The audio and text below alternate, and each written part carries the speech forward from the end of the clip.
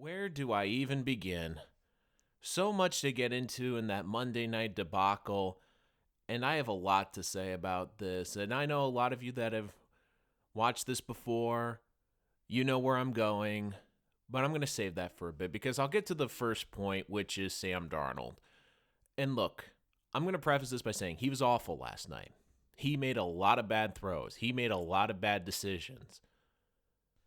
And of course, the famous I'm seeing ghost line. It was a horrible night for Sam Darnold. And many people are saying that this is his butt fumble moment. And for the New York Jets, they have to do everything in their power to make sure that doesn't happen. Because look, if Darnold becomes a good quarterback and is this franchise quarterback, no one's going to remember this game. No one's going to remember this moment. It'll be a little fun footnote maybe in history. But for everyone saying it's all Darnold's fault, oh really? Don't worry, Adam Gase, I'm going to get to you in a minute. Don't you worry, I'll get to you. But I'm going to start off with this. Let's be honest, Jet fans. Even though the media was saying this was going to be a close game, you felt down in your hearts, look, just be competitive. And they weren't last night. You look at the Jets right now, that offensive line on its best day is average. Coming into that game last night, they were missing their starting left tackle, left guard, and oh, by the way, Ryan Khalil, who they brought out of retirement, just happened to snap one out of the end zone, basically, for a safety, and then left the game with an injury. So this team was down 3 offensive starters in the late second half and started the game with 2 brand new starters. They have receivers that cannot separate. And can we just give the Patriots their due? I understand they made Sam Darnold look foolish last night, but they've made a lot of quarterbacks look foolish. This is the best secondary I've ever seen. This is an incredible defense. And if you don't have wide receivers that can separate for man coverage, man, you are going to have a long day against them. And look, the Patriots defense was great. And they were in a situation that they're built for. They got a lead. They could just get after the quarterback. And they have great cover corners against receivers that can't separate. It was a terrible matchup. Everything New England does well, especially defensively, is exactly what New York doesn't do well on offense. But before you panic and say, oh, he's a bust after this game, he's a bum, the Jets made a horrible decision, you do realize last week he threw for over 300 yards and 2 touchdowns. You do realize that, right? And this will be an important learning week for Darnold for 2 reasons. Number 1, don't talk about how great this offense is, especially before playing a great defense. And number 2, don't press. And I get it. He was put in a situation. Think about this offense too. When Sam Darnold couldn't play because of mono, they were dead last in offense. They were dead last. And you saw the difference with him last week. You don't think he feels the pressure that if he doesn't perform well, this offense isn't going to get anything done? Look, we have to remember that Darnold is a baby. That was his 16th start, and he's 22 years old. I mean, he's basically now played a full season of games. And we've seen some great moments, and last night was definitely not one of them. But he's still a young quarterback. And the good news for him is the schedule and the defenses get a lot easier. Up until week 14, the schedule is going to be 9-31. That's the good news. I also think he's never going to get mic'd again, which will probably be a good idea. But I'll get to that in a minute as well. But overall, for everyone killing Sam Darnold, and look, he had a terrible game. I'm not defending that he did not play well. But can we at least admit that he was playing an elite defense that has arguably the best secondary we've ever seen? They're the number 1 statistical defense in history through this point of the season. And oh, by the way, they were starting a patchwork offensive line that on its best day is average. They were starting a rookie at left tackle against the Patriots last night. I mean, come on. Come on. And this gets to the bigger point. And I know a lot of you are way, well, what are you going to say about Adam Gase? Well, I'm still going to get to him, but I'm going to take a little detour here and look as the Jets as a whole. This organization is a complete mess. Baker Mayfield and Sam Darnold were put in situations where they were going to have to overcome organizational chaos. Just look at the past 12 months. They hire Adam Gase, who they sell to the fans as an offensive guru. instead of getting Mike McCarthy, who's won a Super Bowl, and said he wanted to be the head coach. Then they have a general manager who runs the draft. And there's a feeling through the organization, we find out afterward, they were going to fire him, but they still let him run the draft. And despite being a rebuilding team, they didn't trade back to get picks, and they didn't get guys that could really help them. Look at the Jets draft this year. People killed their draft this year because of the players they got. Think about the first 3 players that they have picked in that draft. Quinnen Williams, who you hope will be a good defensive lineman, but the strength of the defense is defensive line. And they didn't trade back to get more picks, and they didn't get a pass rusher like a Josh Allen.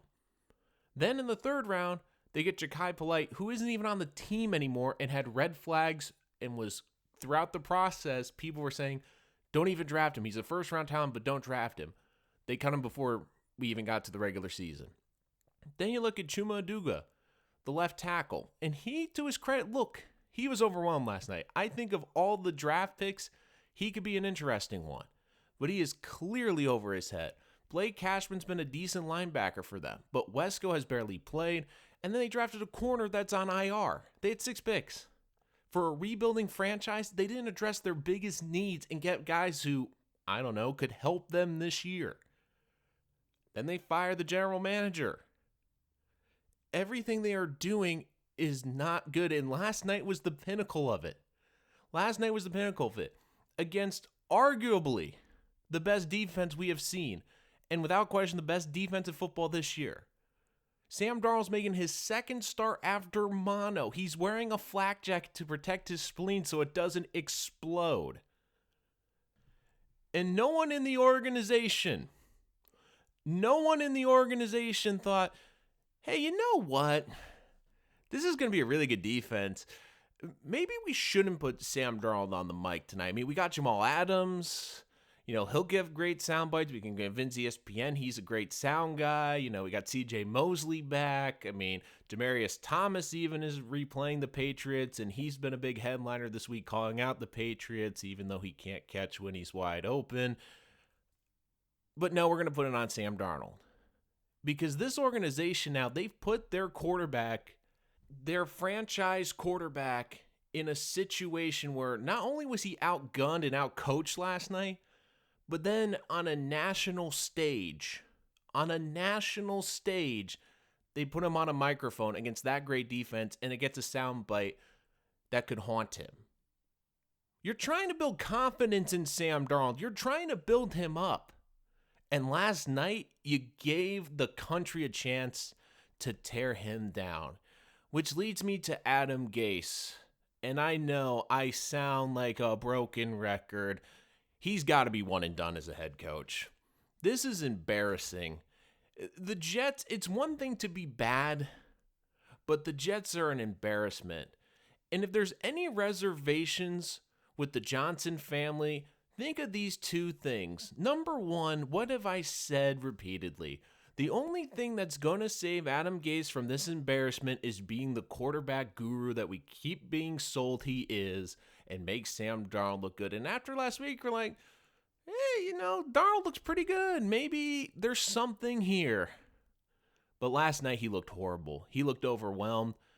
And I'll get to the little X's and O's about Gase in a minute. But the second thing about this Jet team, which cannot be understated, is this. It's one thing to be bad at a 1 o'clock game, but think of it this way. On national television, on Monday Night Football this year, twice, not only have the Jets lost, but they have been humiliated. They've been outscored on Monday Night Football at home, by the way. At home, 56-3. I'm not kidding. And I get the first one. Well, they didn't have Darnold. They had Trevor Siemian. Okay. But the national audience looks at the Jets and they're laughing at the organization. They're saying, this organization? Man, they're inept. And last night they're saying, oh, Sam Darnold. Oh, God, he looks like a bust, even though they forget he played well last week. Optics aren't everything in the NFL. But if you're the Johnson family and you're in the Jets organization, You have to be embarrassed because the nation is making fun of you again for the second time this year. And the culture has to change because the biggest moments in the Jets' history over the last decade have been embarrassing moments in prime time games in front of the entire world to see. I know people are going to comment on this saying, I'm too hard on Gase. I don't know what I'm talking about. But you see this Patriot pass rush getting to him untouched, and they don't adjust. One of my biggest criticisms of Gase is he doesn't adjust. He doesn't make adjustments, and that's one of the biggest things in football you have to do. When things aren't working, you got to make those adjustments, and the Jets didn't do it. The Jets' game plan last night was horrendous. I mean, we heard all the talk about how big of a game this was. They looked completely unprepared against New England with an extra day of prep. Not only have the Jets looked bad, they've looked unprepared, and that's on the head coach. That's on the coaching staff. The coaching game plan last night was horrendous. And they didn't make the adjustments throughout the game. I know we don't have any good receiving tight ends, but maybe we could keep one on the line to block to give Sam Darnold an extra half a second. Maybe we could put a running back in the backfield to chip, to throw a body, give Darnold some time in the pocket. He had no time to throw. 2 of those picks were off the zero blitz, and he had 0 time to throw it, and he was just trying to get out of there so he didn't get killed. Don't forget this about Darnold, and I don't think it's being said enough. One reason he looks so antsy in the pocket might be that he's trying to protect himself more. Because don't forget, he had mono. He was told if he blows his spleen, he could die. You don't think that that's in the back of his head and the whole ghost comment came about because he's under so much pressure and getting hit? He's thinking to himself, man, I just got to try to survive this. I just got to throw the ball away so maybe I can get a penalty or something. Just get it out. And they didn't adjust the routes. The Jets were trying to go down the field with receivers that can't separate against the best secondary in football. We can't throw 5-yard outs. We can't try to, get yards after the catch. They kept taking shots down the field. That's not what you do against this Patriot defense. And you could just tell that Darnold last night was rattled and his confidence was shot by the end of that game. And that's on the head coach. He didn't have this team prepared, and he didn't make the adjustments to not only stay in the game, but protect his number one asset, his franchise quarterback. And once again, in front of the nation, the Jets were absolutely humiliated. And I will say this again, I've been saying it for weeks. The Jets need to fire Adam Gase. Could they do it midseason? That would be great, but in all likelihood, it will come at the end of the season because this team needs to find a guy who can change the culture. And I understand that they didn't love Mike McCarthy and that he was super innovative, but when he was fired and came back to Green Bay, everyone was appreciative of the work he'd done there. That's how much he meant to that organization. The Jets need someone like that to help build up this organization. Look at Rule in college at Baylor again. I know it wasn't a popular hire last year if they made it, but he's undefeated at Baylor this year, and Baylor looks pretty good. And I would rather take a shot on him and building a new culture than give the keys back to Adam Gase. I'm just looking right now, this offense and this team, they're not prepared. They don't make adjustments, and once again, they are getting humiliated. It's not that the Jets are losing. If the Jets were competitive in these games, I think the fans would understand if they were 1-5. They looked at the schedule and it was tough the first 6 games. But if these games were close, Darnold looked good. They had a sense of competence. They looked like they were prepared. I think Jet fans would be forgiving. People in the national media are picking on Jet fans, thinking that Jet fans are bozos, but Jet fans are pretty smart. Jet fans want to be competitive. They understand, look, this is a team, if everything broke right, could maybe compete for a playoff spot. But you were hoping to get 7-8 wins this year.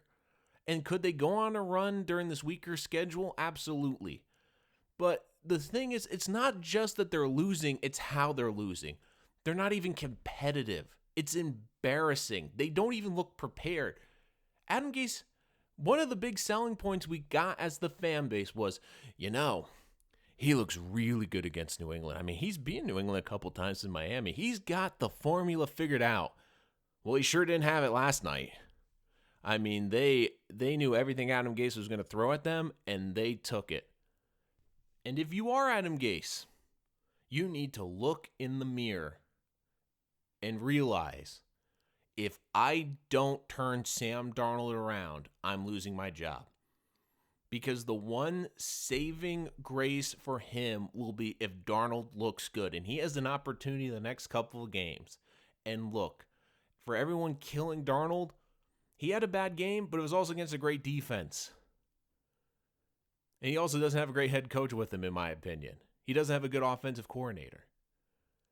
But this whole Jets season has been dysfunction from the top down.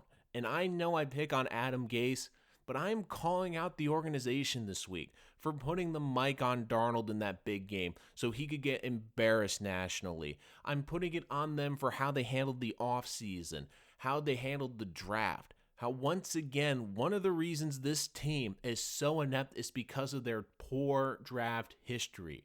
You can make a case, and I don't really have an argument with you, that over the last 5 years, no team has drafted worse than the New York Jets. Outside of Jamal Adams and Sam Darnold, who fell to the Jets, by the way, who have the Jets drafted that's been a difference maker?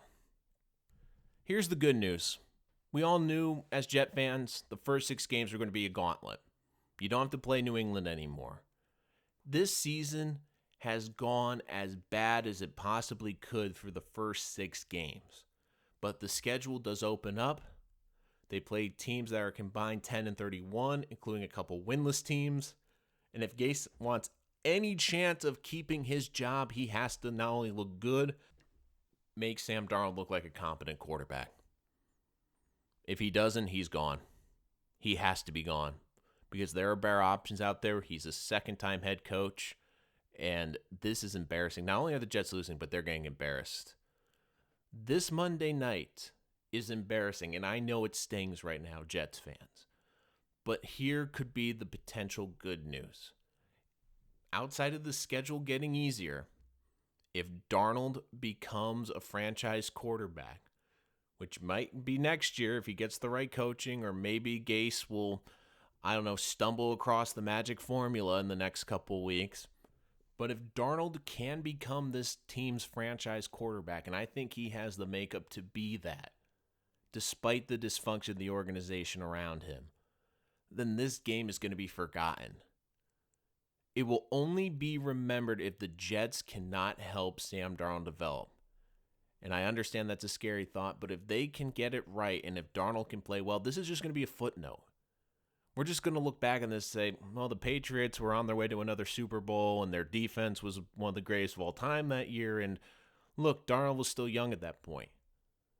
It's all about moving forward. If Darnold can play well and play like he's capable of playing, then this game will become a memory. And that's what the Jets have to do moving forward.